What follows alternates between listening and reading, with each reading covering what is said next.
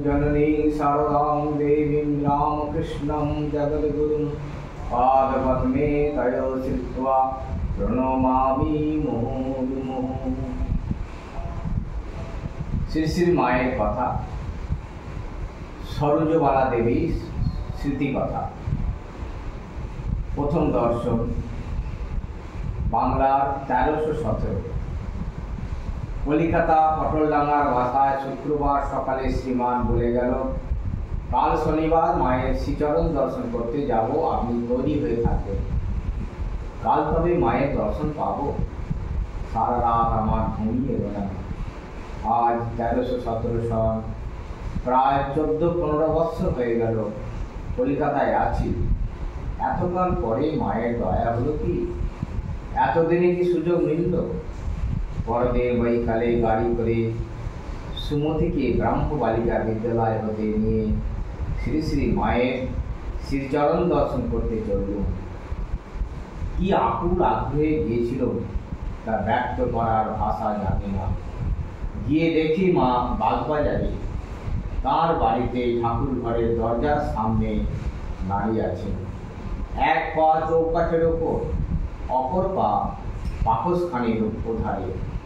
মাথায় কাপড় নেই, বাঁ হাতখানি উঁচু করে দরজার উপর রেখেছেন, ডান হাতখানি নিচুতে।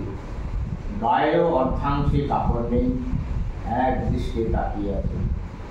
গিয়ে প্রণাম করতেই পরিচয় নিলেন। সুমতি বললে, আমার দিদি।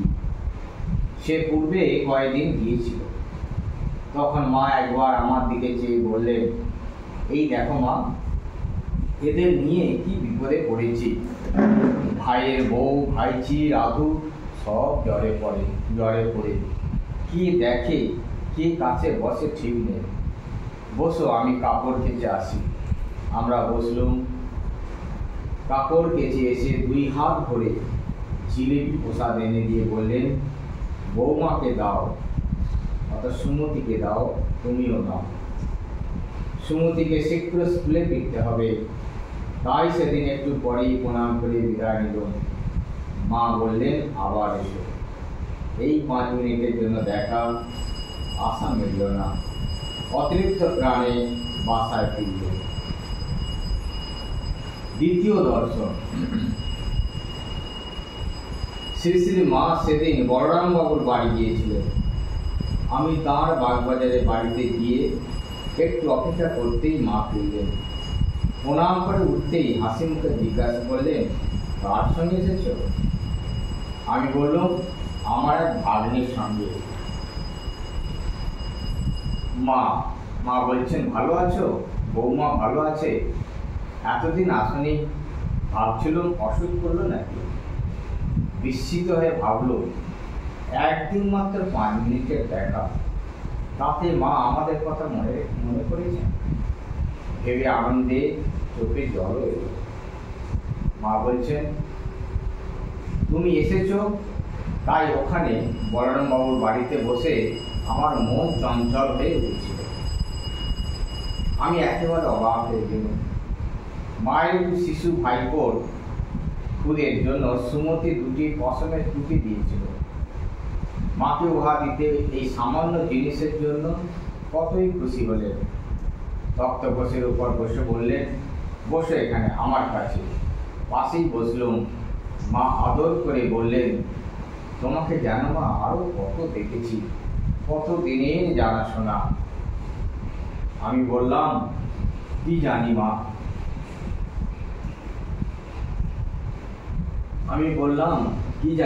একদিন তো কেবল 5 মিনিটের জন্য এসেছিল। মা হাসতে লাগলে ও আমাদের 2 বোনের অনুরাগ ভক্তির অনেক প্রশংসা করবে। আমরা কিন্তু ওই সকল কথা কতদূর যোগ্য তা জানি না। ক্রমে অনেক স্ত্রী ভক্ত আসতে লাগলেন। ভক্তি বিগলিত চিত্তে সকলেই মায়ের হাসি মাখা স্নেহভরা মুখখানির পানে এক দৃষ্টে চেয়ে আছেন। ওর দৃশ্য আমি আর কখনো দেখিনি। মুগ্ধ হয়ে তাই দিয়েছি। এমন সময় বাসায় ফিরবার তাগিদ দিল, গাড়ি এসেছে। মা তখন উঠে প্রসাদ দিয়ে খাও করে একেবারে মুখের কাছে ধরলেন। অত লোকের মধ্যে একলা অমন করে খেতে আমার লজ্জা হচ্ছে দেখে মা বললেন, লজ্জা কি, নাও। তখন হাত পেতে নিল। তবে আসি মা, এই বলে প্রণাম করে বিদায় নেবার সময় বললেন, এসো মা এসো, আবার এসো, একলা নেমে যেতে পারবে তো, আমি আসবো। এই বলে সঙ্গে সঙ্গে মা সিঁড়ি পর্যন্ত এলেন। তখন আমি বললুম, মা আমি যেতে পারবো, আপনি আর আসবেন না। মা তাই শুনে বললেন, আচ্ছা বাছা, একদিন সকালে এসো। পরিপূর্ণ প্রাণে ফিরলুম। ভাবলুম, কি অদ্ভুত স্নেহ। তৃতীয় দর্শন। আজ গিয়ে প্রণাম করতেই মা বললেন, এসেছো মা? আমি মনে করছি কি হলো গো, কেন আসে না? এতদিন আসুনি কেন? আমি বললুম, এখানে ছিলুম না মা, বাপের বাড়ি গিয়েছিল। মা বলছেন, বৌমা সুমতি আসে না কেন? পড়াশোনার চাপে? আমি, না মা, ভগ্নিপতি এখানে ছিলেন না। মা, তা ও তো স্কুলে যাচ্ছে। আচ্ছা, ওরা সংসার ধর্ম করে তো? আমি বললাম, কাকে বলে সংসার আর কাকে বলে ধর্ম তা কি জানি মা, আপনিই জানেন। মা একটু হাসলেন। মা বলছেন, কি গরম পড়েছে বলে বাতাস খেতে পাখাখানা হাতে দিয়ে বললেন, আহা, দুটো ভাত খেয়েই ছুটে আসছে গো, এখন আমার কাছে একটু শোও। মাকে নিচে মাদুর পেতে দিয়েছে। তার বিছানায় শুতে সংকুচিত হচ্ছে দেখে বললেন, তাতে কি মা, শোও না, আমি বলছি শোও। অগত্যা শুলো। মার একটু তন্দ্রা আসছে দেখে চুপ করে আছি। এমন সময় দুই একটি স্ত্রী ভক্ত এবং শেষে দুজন সন্ন্যাসিনী এলেন। একজন প্রৌঢ়া, অপরটি যুবতী। মা চোখ বুঝিয়ে বলছেন, কে গো মা, গৌরদাসী এলে? যুবতী বললেন, আপনি কি করে জানলেন মা? মা বললেন, টের পেয়েছি। কিছুক্ষণ পরে উঠে বসলেন। যুবতী বললেন, বেলুর মঠে গিয়েছিল, প্রেমানন্দ স্বামীজি খুব খাইয়ে দিয়েছেন, তিনি থাকলে তো না খেয়ে ফিরবার উপায় নেই। যুবতী সিন্দুর পরেনি দেখে মা তাকে একটু যেন ভোগলেন। পরে শ্রী মায়ের কাছে আমার পরিচয় নিয়ে গৌরীমাকে একদিন তাঁদের আশ্রমে আমাকে যেতে বললেন। সেখানে প্রায় 50-60 জন মেয়েকে শিক্ষা দেওয়া হয়। তুমি তো সেলাই জানো? আমি বললাম, সামান্য কিছু জানি। এই বলাতে তিনি তার আশ্রমে মেয়েদের তাই শিখিয়ে আসতে বললেন। মায়ের আদেশ নিয়ে গৌরীমার আশ্রমে একদিন গেলেন। তিনি খুব স্নেহযত্ন করলেন এবং প্রত্যহ 2-1 ঘন্টা করে এসে মেয়েদের পড়িয়ে যেতে অনুরোধ করলেন। আমি বললাম, এই সামান্য শিক্ষা নিয়ে শিক্ষয়িত্রী হওয়া বিড়ম্বনা, ক খ পড়াতে বলেন তো পারি। গৌরীমা একেবারে নাচো, অগত্যা স্বীকৃত হয়ে আসতে হলো। একদিন স্কুলের ছুটি হলে গৌরীমার আশ্রম হতে মায়ের শ্রীচরণ দর্শন করতে গেল। গ্রীষ্মকাল, সেদিন একটু পরিশ্রান্ত হয়েছিল। দেখি মা একবার স্ত্রী ভক্তের মধ্যে বসে আছে। আমি গিয়ে প্রণাম করতেই মুখ পানে চেয়ে মশারির উপর হতে তাড়াতাড়ি পাখাখানি নিয়ে আমায় বাতাস করতে লাগলেন। ব্যস্ত হয়ে বললেন, শিগগিরি গায়ে জামা খুলে গেল, গায়ে হাওয়া লাগলো। কি অপূর্ব স্নেহ আর ভালোবাসা! কত লোকের মধ্যে এত আদর যত্ন, আমার তো ভারী লজ্জা করতে লাগলো। সবাই চেয়ে দেখছিল, মা নিতান্ত ব্যস্ত হয়েছেন, গায়ে দিকে জামা খুলতেই হলো। আমি যত বলি, পাখা আমাকে দিন, আমি বাতাস খাচ্ছি, ততই স্নেহ করে বলতে লাগলেন, তা হোক, একটু ঠান্ডা হয়ে নাও, তারপর প্রসাদ ও 1 গ্লাস জল এনে খাইয়ে তবে শান্ত হলেন। স্কুলের গাড়ি দাঁড়িয়ে আছে, তাই 2-1টি কথা কয়েই সেদিন ফিরতে হলো। এরপর 1318 চতুর্থ দর্শক। আজ সকালে কিছু জিনিসপত্র নিয়ে দীক্ষা নেবার আকাঙ্ক্ষায় গেলাম। কি দ্রব্যের দরকার হয় তার গৌরীমার নিকট জেনে তাকেও সঙ্গে নিয়ে গিয়েছিল। মায়ের বাড়ি গিয়ে দেখি মা তদ্গত চিত্তে ঠাকুর পূজা করছে। আমার যাবার একটু পরে চেয়ে ইঙ্গিতে বসতে বললেন। পূজা শেষ হলে গৌরীমা আমার ভিক্ষার কথা বললেন। পূর্বেই মার সঙ্গে একদিন আমারও ওই বিষয়ে কথা হয়েছিল। বর্তমান কলা নিয়ে গেছি। মা দেখে বললেন, এই যে বর্তমান কলা এনেছ, একজন সাধুর নাম করে সে কলা খেতে চেয়েছিল, বেশ করেছ। পরে বললেন, ওই আসনখানা নিয়ে আমার বাঁ দিকে এসে বসো। আমি বলল, মা গঙ্গা স্নান তো হয়নি। মা বলছেন, তা হোক, কাপড় চোপড় তো ছেড়ে এসেছ। তখন মায়ের আদেশে কাছে বসল। বুকের মধ্যে ঢিপ ঢিপ করতে লাগলো। মা তখন ঘর হতে সবাইকে বেরিয়ে যেতে বললেন। তারপরে জিজ্ঞাসা করলেন, স্বপ্নে কি পেয়েছো তাই বলো। আমি বললাম, লিখে দেবো না মুখে বলবো? মা বলছেন, মুখেই বলো। দীক্ষার সময় শ্রী শ্রী মা স্বপ্নে প্রাপ্ত মন্ত্রের অর্থ বলে দিলেন। বললেন, আগে ওইটি জপ করবে। পরে তিনি আরেকটি বলে দিয়ে বললেন, শেষে এইটি জপ ও ধ্যান করবে। মন্ত্রটির অর্থ বলবার পূর্বে মাকে কয়েক মিনিটের জন্য ধ্যানস্থ হতে দেখেছিলেন। মন্ত্র দেওয়ার সময় আমার সমস্ত শরীর কাঁপতে লাগলো এবং কেন বলতে পারি না, কাঁদতে লাগলো। মা কপালে বড় করে একটা রক্তচন্দনের ফোঁটা পরিয়ে দিলেন। দক্ষিণা ও ঠাকুরের ভোগের জন্য কিছু টাকা দিল।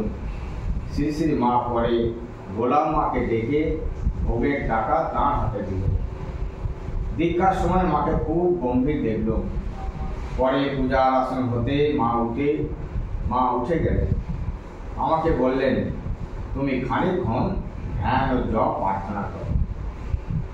আমি ওই রূপ করবার পরে উঠে মাকে প্রণাম করতে মা আশীর্বাদ করলেন, ভক্তি লাভ হোক।